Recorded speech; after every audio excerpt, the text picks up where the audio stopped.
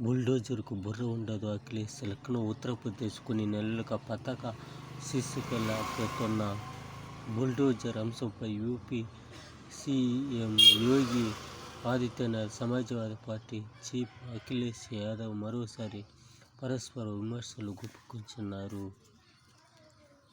మీరు చెప్పింది కరెక్టే సార్. అఖిలేష్ సార్, బుల్డోజర్కు బుర్ర ఉండదు. సరే, మీకు బుర్ర ఉందా? ఎంత ఘోరాలు జరుగుతుంది.